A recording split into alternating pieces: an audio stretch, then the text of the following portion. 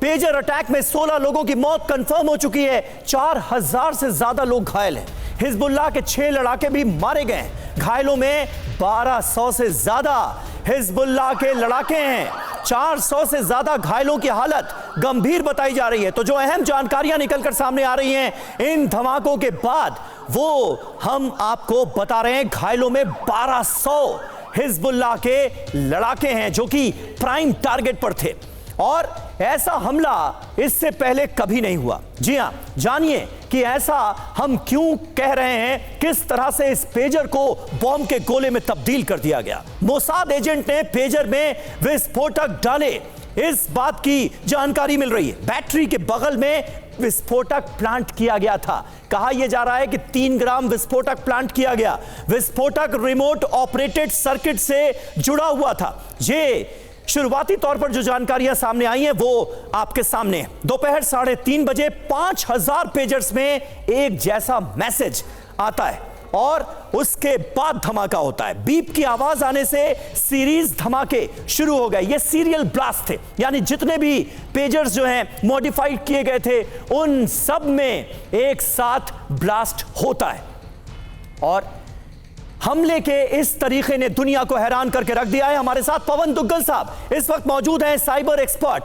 पवन दुग्गल साहब, सबसे पहले मैं आपसे जानना चाहूंगा, क्योंकि दुनिया हैरान है हमले के इस तरीके से, एक पेजर को मॉडिफाई करके अगर बम में तब्दील किया जा सकता है, तो क्या तमाम इलेक्ट्रॉनिक डिवाइसेस के साथ खिलवाड़ करके ऐसे हमले अंजाम दिए जा सकते हैं, ऐसे धमाके करवाए जा सकते हैं? ये वो सवाल है जो हर किसी को परेशान कर रहा है। जवाब क्या है सर आपका? इसका जवाब बहुत स्पष्ट है कि आज कोई भी इलेक्ट्रॉनिक डिवाइस आप लेते हैं उसको एक बम के तौर पर इस्तेमाल किया जा सकता है, provided right kind of thinking हो और साइबर सुरक्षा में सेंध कामयाब हो जाए तो। क्योंकि अब यहाँ पर अलग अलग थ्योरी सामने आ रही हैं, बट एक बात बहुत क्लियर है कि पेजर्स की इकोसिस्टम की साइबर सुरक्षा में सेंध लगी। उसी की वजह से चाहे वो विस्फोटक वहाँ डाला गया या चाहे वो टेक्नोलॉजिकल इंस्ट्रक्शंस के माध्यम से विस्फोट हुआ, बट अल्टीमेटली ये साइबर आक्रमण और साइबर क्राइम का एक नया स्वरूप है जो हमारे समक्ष आया है।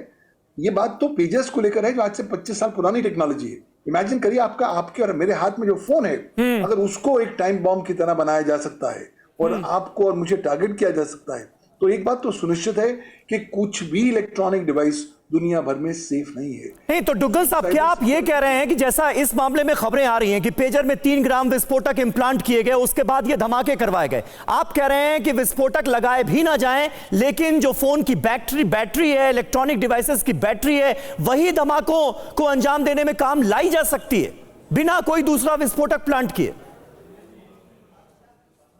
बिल्कुल, उसका सीधा सवाल है कि अब आपकी जो थ्योरी आ रही है, इस थ्योरी में थोड़े बहुत गैप्स नजर आते हैं। हाँ। गैप्स ये हैं कि अगर ये 3 ग्राम विस्फोटक डाला गया तो वो जो सारे जो पेजेस आए और जो फटे वो एक उस इलाके ज्योग्राफिकल एरिया में क्यों थे?